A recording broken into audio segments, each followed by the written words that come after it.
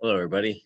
I hope you're having a good week. I just wanted to jump back up on here and talk to you guys today about a topic of DNA and exercise. So DNA is one of these things that, obviously we know about it. I don't know how much everybody knows about it, but we've been learning a lot more in the past years about, our DNA. There's lots of different companies that are touting, find out who your ancestors are, these kind of things and how that relates to your DNA. And then there's a lot of other aspects of health and wellness that have now started to jump on about, how does DNA affect different things. So today I wanted to talk about DNA and exercise and what kind of impact that has on it. So, thanks for joining. Thanks for coming on. And I hope everybody's having a good week. I know it's kind of a crummy day out there today, but I wanted to share my screen with you guys today and go through some stuff with you here. So if you just hang tight with me, I will pull this up.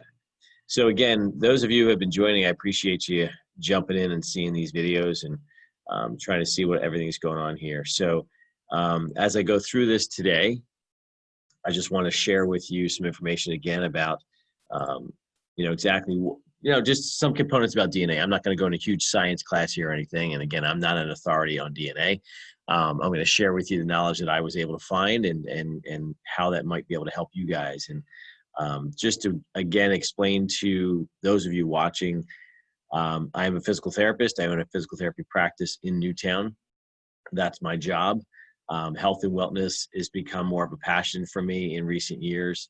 My main passion is helping people to feel better, to get better, and to be able to do their life better. So that's kind of where this is all coming from. I've been sharing kind of a different series of things that we talked about when it comes to general overall health and what that looks like for people in different aspects. We talked about sleep and how that affects your general health and your body and your well-being.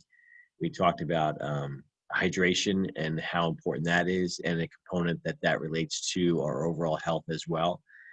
We talked about energy a couple weeks ago, and that was talking mostly about just, again, what can help our body gain energy and what's out there. There's lots of products out there, and what's the right and wrong things to choose and what do you need to look for. So today I wanted to talk about, like I said, the DNA and exercise and how those two things fit together, because there is a lot of relation there that most of us probably don't think about. You go and do a workout, you have your plans for staying healthy and working out, and DNA is probably the last thing on your mind. You don't really think about, okay, inside my body with all these little things that are happening, how is that affecting my workout that's going on right now? So again, not major in-depth science class here, but just some information generally to kind of understand, what does it look like?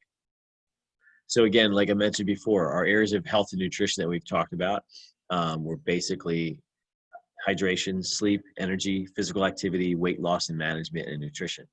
And today, as I go through things with DNA, what I'll do is basically, those of you who've been watching and checking this out, probably wrap things up next week with this whole topic and bringing together overall exercise, health, and nutrition, and what those components look like, kind of bringing this all together with overall nutrition there. So what is DNA? DNA is our personal blueprint. It shows our personal history. It's the building blocks of our body, and it has individual codes for every aspect of our body. And there are genetic markers in our bodies that predispose us to various things. That's probably the thing that gets talked about a little bit more in layman's terms, is these genetic markers that we all have for different things in our body and how they predispose us for different conditions, different various things that happen. So interestingly enough, we are all about 99.5 genetically identical. It's that 0.5% that's crucially unique to us and how that affects our individual bodies.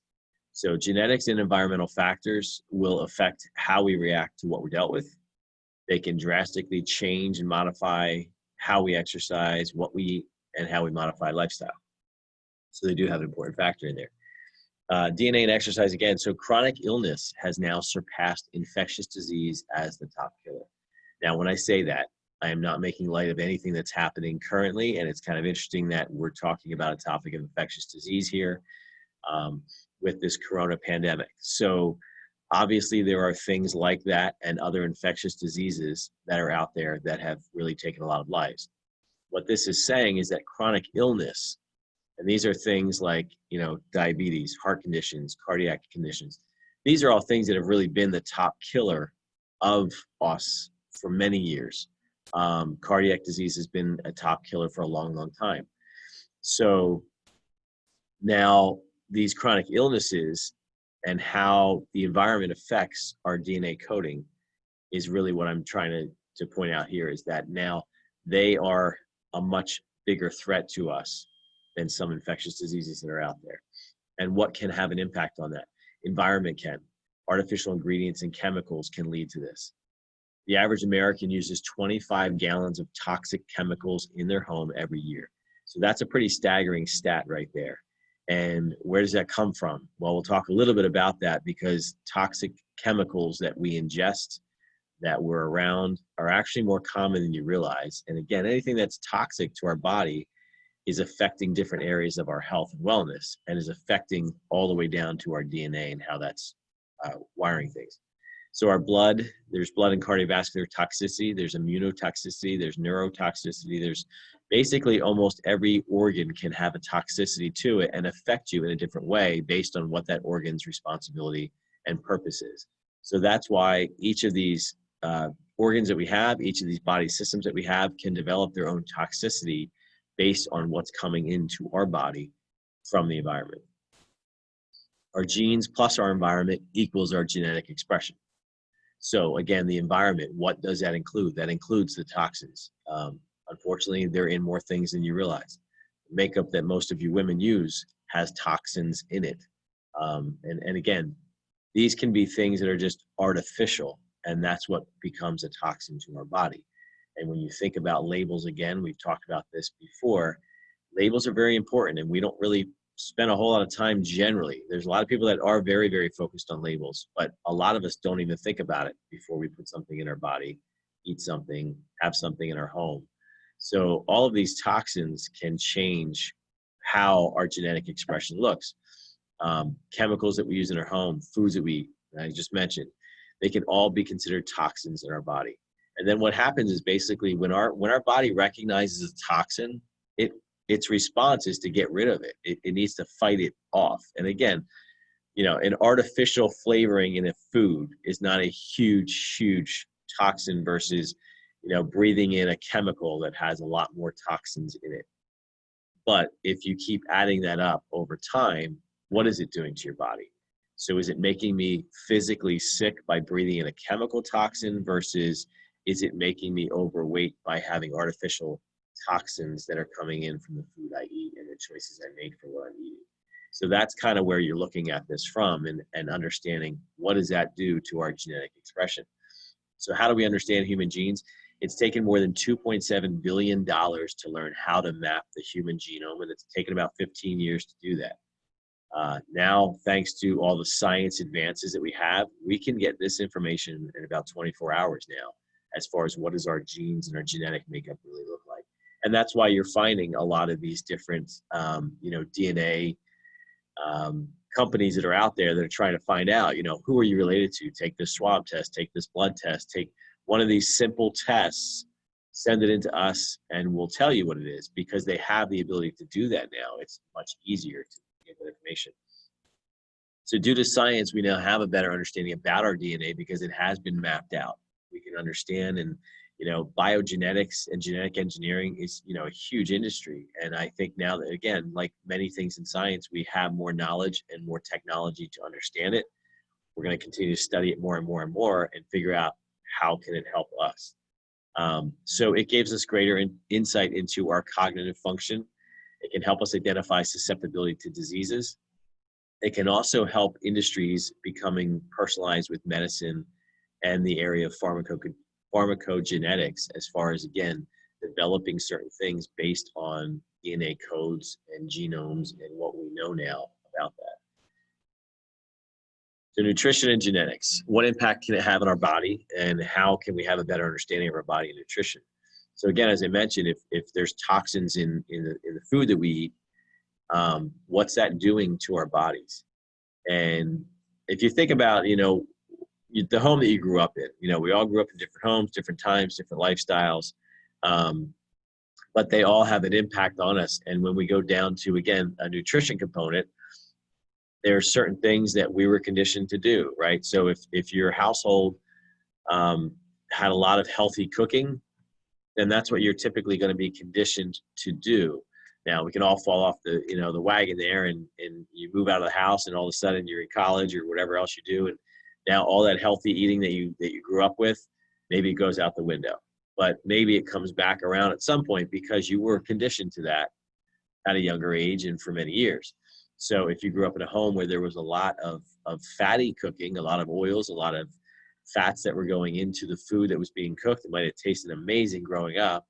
But again, that's what you got conditioned to. So chances are you're going to have some leniency towards doing that yourself unless we start to make changes. And that's the whole point, that whether it was good or bad, how you learned your habits nutritionally when you were growing up, we can make changes to those. So if they were bad habits that we grew up with and we didn't realize it, and that's kind of how we were going about things, we can make those changes now. If they were good habits and we kind of fell off and can get back to them, we can do that as well. So it's always coming back to these choices. We have these choices to make. Do I eat that because it has a lot of bad stuff in it, but it tastes really good and I like it? Or do I eat this good stuff that I really don't like the taste of, but I know it's better for my body? Or where do I find the middle line there? So again, we've been conditioned for certain things in our nutritional habits. What makes you you? Our diet, our genetics, prescription medications, exercise, environmental exposures, medical history, symptomatology, medical conditions, stress, sleep, lifestyle, and diet. All of these things, all of these factors make you you and set up, again, our genetic coding and how our genetic expression looks because of these influences that happen in our body. So if we have access to our personal roadmap of genetics and DNA, what can that do for us? And here again, this is where a lot of companies are coming out and saying, like, hey, give us your DNA information. We'll help give you this roadmap, this guideline of what it is that makes you you and how you can change certain things about what you're doing. Now, again, most of what I'm talking about today is health, nutrition, fitness. So again, finding out who you're related to, what your nationality is, even though you think you may know, and you find from DNA that you're going to find, okay, I have this nationality in me somewhere and I have this percentage of this and that. That's not what I'm talking about here today. What I'm talking about is finding out this information that's so crucial that we don't even think about, and how that can affect our health and fitness. So again, I've been talking about health, fitness, and nutrition. That's kind of where we're still zoning into. So imagine if, how many people are doing this vicious cycle of weight loss, weight gain, weight loss, weight gain, weight loss, weight gain. And they're going through the routine of, okay, I'm going to get healthy. I'm going to get out there. I'm going to get motivated. I'm going to start exercising. I'm going to start losing weight. And they do. They get the benefit of it. And then what happens is they maybe lose the weight that they had. That was their main goal. They lose the weight that they had. And now all of a sudden, 6 months later, they start ingesting some of the stuff that they were staying off of because it's just, they're losing the habit again. And then the weight comes back on. And then they have to get it off again. So there's a lot of people out there that are in this vicious cycle. And for a lot of them that are trying to lose that weight, it's terrible. And it becomes so unmotivating because they know that the pattern is going to be there. They're going to try to lose the weight. Maybe they do, maybe they don't. That's even more frustrating. When you have this goal of weight loss and it's not happening and you're doing everything that you're supposed to do, you're eating healthier, you're cutting the carbs out because everybody says we're supposed to do that. You're doing this, you're doing that. And all of a sudden, you're still not getting the results that you're looking for. So you're spinning the wheel. Now, in the end, if you're exercising and you're just not getting that weight loss, it's still not really a bad thing because the fact that you're exercising and the benefits of exercise are still there. But I know there's a lot of people that, that's not enough for them. They want that weight loss and they want that next best thing and they want that new program and they're going to jump on this one and this one and this one. And they've just jumped from program to program to program and they're getting the same results. Again, maybe there's a little weight loss, but then it's coming back again. So again, the benefits of exercise are so crucial that even if the weight loss is not happening, I still would say stay healthy and keep exercising. But maybe you're missing those couple of pieces to put it all together. So with our genetic predispositions that we all have, what can we do to kind of adjust that or adjust for that? So an example would be if you have a predisposition to regain weight after attempting to exercise. That's exactly what I just talked about. That doesn't define our results. We can change the input to help change the outcome. So our lifestyle can determine if our genes express themselves, right? So we talked about some of those things. You know, if I'm taking in these food products that are not very healthy for me, if I change that part of my lifestyle, I can have an effect on my genetic expression. So an example is the FTO gene. That's considered our fat gene. This can predispose us to gaining weight. So if we know we have that gene, what information does it give us? Well, one, it could tell us like, hey, okay, you need to be aware of that because you have that gene. You're going to be predisposed to gaining weight because of that. But can we alter that? And again, that's what I'm talking about is we can have an impact on that. So how do we break down any information we're going to get from a DNA report? Well, I think the DNA report itself, it depends on what the DNA report is doing. So like I said, if I do some of these 23andMe or some of these other DNA reports that are telling me who I'm related to, that's not going to give me any of this information that's going to be pertinent to my exercise and fitness goals. So that's what depends on what you have. It can be a way to guide us to figure out how to manage your genes to get the benefits for better results that we're looking for. If we have some guidance, we can then begin to change our habits. So another example is we have the satiety center in our brain, and that's what tells us when we're full. So most people eat too fast. I think, you know, if you look at most households, you know, you're ingesting so quickly because you got to get here, you got to get there. I mean, now we're a little bit slower paced, hopefully, and maybe we're understanding that this slower pace is kind of a good thing for us. But generally, I think a lot of people eat fast. They're thinking about the next thing. They're not thinking about, I'm eating. Unless you go out to a restaurant, which again, none of us are doing that right now. So we're eating at home. Maybe we're eating quicker than we would if we did go to a restaurant. But, you know, why do you think fast food is so important and valuable to so many people? Because it's fast. It's quick. We get it fast. We're going to eat it fast and we're going to move on. So the satiety center in our brain is telling us when we're full.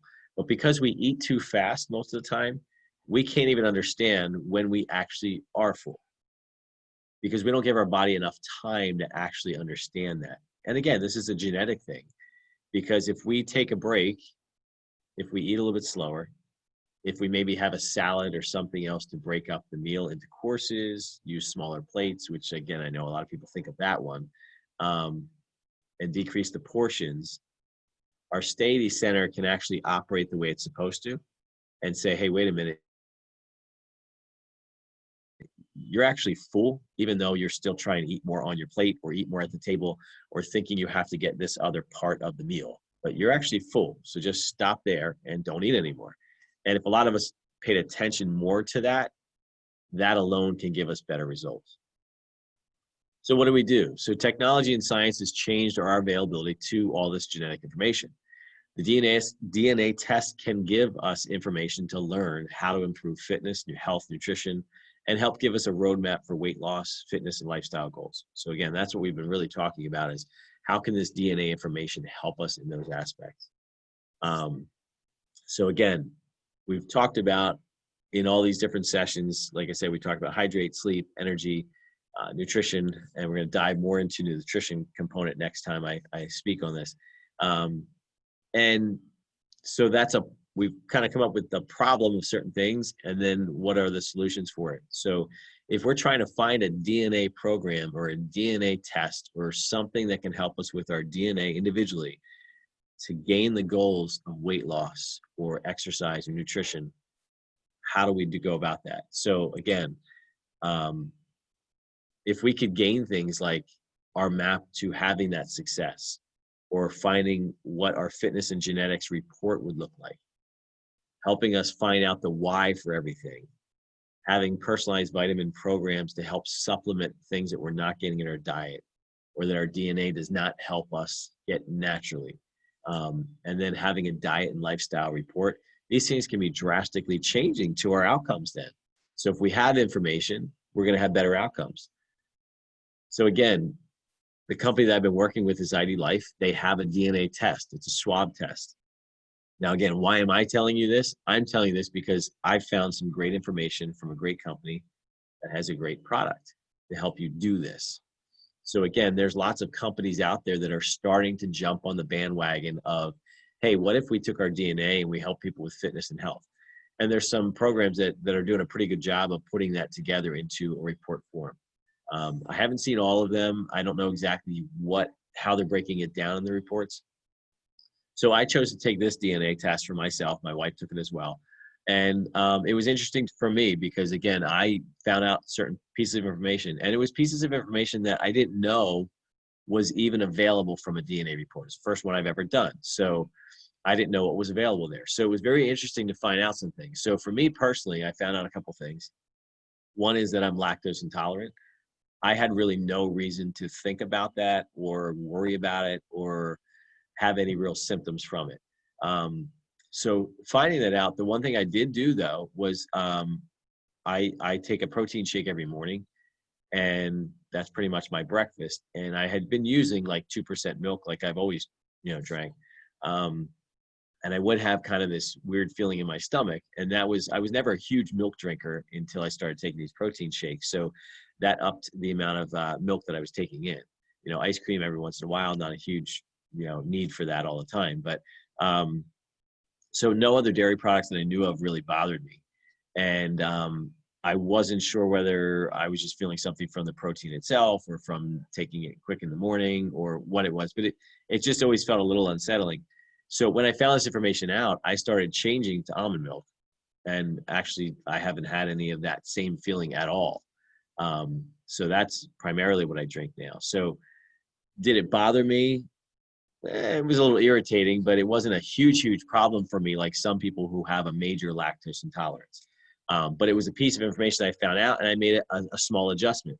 Also, almond milk's a little bit healthier than regular milk too in some ways. So those two pieces really helped me figure out a little bit better way to help me, live my life and do things differently daily. The other piece of information that you can find out, and I found out as well, is on the report that I have, it's like a 40-page color report that I got. And it talks about all kinds of things like, are you deficient in certain vitamins? Your DNA is expressing and showing that, and it's going to show that on this report. And the other thing that it showed me was, fast twitch versus slow twitch muscle fibers. So those of you who are aware of what that is, fast twitch muscle fibers are basically for quick bursts of energy for like resistance training, resistance exercise, sprinting, those type of things. Whereas slow twitch muscle fibers are more for endurance type of exercises. So, running, biking, swimming, those kinds of activities that are not requiring quick bursts of energy. So if you're doing an exercise routine and your muscle fibers are more for slow twitch, and you're only doing resistance exercises and quick bursts of energy that are going to use what we call your anaerobic system, you actually may not get the results you're looking for. If you have fast twitch muscle fibers and you're only doing, 5Ks and long runs and endurance stuff, you may not be getting what you're looking for because you're not understanding what your muscle fibers are. So for me, mine actually fell directly in the middle. So for me, I have almost an equal amount of fast and slow twitch muscle fibers. So for me, for an exercise or for activities that I want to do, I have both of them. So I'm not going to really feel the effects of doing one versus the other. But for my wife, for instance, she has more slow twitch muscle fibers. So for her, she's going to gain more benefits by doing more things that involve longer time, more endurance activities to help her get the benefits that she's looking for. So these are important pieces of information that we can find. And if we didn't know those things, again, we may be going about it all wrong. There's another gentleman I know that he was doing CrossFit. Again, that's all fast twitch muscle fibers. Now, he wasn't really getting the results he was looking for either, but he enjoyed doing that. And when he took his DNA, he found out he had more slow twitch muscle fibers. And that's why he was now understanding, okay, I need to switch my exercise routine to include more of that to hopefully gain the benefits that I'm getting. The other thing it can tell you is, whether your tendons have a propensity for injury. So for me as a physical therapist, like that's a great piece of information to know. So if I know a patient comes in with, chronic, Achilles tendonitis or shoulder tendonitis, and their DNA report was showing that, that's a good piece of information to know now, that that's why you keep having this recurring problem, because your DNA is wired to have that problem. So therefore we can make some adjustments in what their exercise routine looks like moving forward after they're feeling better from here. There was another woman I know of, and she was actually had a propensity for requiring more carbohydrates. Now, I know most people would love that, right? Now, we're not talking about the bad carbohydrates, but her DNA test showed that her body required more carbohydrates than the average. What do most people do when they do an exercise routine? They said we should cut carbs. They said we should cut protein. They said. So we're always saying, I read this. Somebody's saying, where's the validity in all of that? Now, there could be some really good validity in some of the stuff that's out there saying you should. But the problem is, again, that we're all individuals. So even if we should be cutting carbs, or we should be cutting fats, or we should be doing this or that, we're all individual. And that's a perfect example. So she actually did that. She wasn't losing weight. She was doing everything she should be doing. She was eating better. She was taking supplements. She was exercising. She couldn't get that last little bit of weight off. And then when she took her DNA report and she found out that she needed to do two things. She was also lactose intolerant. So she actually had to cut some of that dairy out to get the effect she was looking for. And she did that and found results. And she increased her good carbohydrates where she had cut them out, because like everybody else, started exercising, starting to want to lose weight. Let's cut carbs, because everybody says we need to cut carbs. So in her case, her individual DNA makeup said, no, you can't cut carbs because you're not going to get the results you're looking for. So by having those two pieces of information, she started losing the weight then. So it's really important to understand this, because it can really be a game changer. So many people that are going into the gym with, hey, I want to do this, I want to do this, I want to do this. And they're doing great, but maybe they're missing that small piece. And I was just astounded when I understood how important knowing your body and knowing what your DNA looks like can have an impact on exercise, fitness, nutrition, and health goals. It was really amazing to understand that. So again, that's why I'm bringing this to you guys, to understand that there are pieces of information that we can gather, and good information that we can gather, that can really help us along the journey of health, fitness, and wellness. So if you have any interest in doing that, please message me. Let me know. I would love to talk to you more about it. You can go to my site and take the DNA test, order the DNA test. It's mulliganptlife.idlife.com. If you're interested in that, like I said, please, feel free to message me, ask me any questions. So that's the information I basically want to share with you today, just to know that, there are things out there that can help us. We are all uniquely designed. We are all very individual in what we need and what our body requires. So that's what I want to share with you. So I just wanted to thank you guys for coming on. Again, just want to share the information that I had. Knowledge is power. So if I was able to share some information with you guys, I'm thankful that you were able to jump on here and understand that as well. And like I said, if you have any other questions, I'd be more than happy to talk to you more about it. You can message me in the comments. You can private message me. You can even call our office. It's 215-968-0156. I'd love to chat with you more about it. So hopefully this was helpful to you to understand a little bit about DNA, how it affects exercise, health, nutrition, wellness, and the goals that we're trying to achieve. And next week, like I said, I want to kind of bring this all together and talk specifically a little bit more about nutrition and exercise and some components of exercise. And so those of you that are interested in learning these things, and I hope people are staying active and And I know the community as a whole has really tried to work out at home since you haven't been in the gyms yet. Hopefully that will start changing soon, but hopefully the mentality will not change where we are exercising and doing more actively. Hopefully that will continue to go on beyond things opening, and we can stay in good habits rather than bad habits. So take care, have a great day, and thanks for joining in.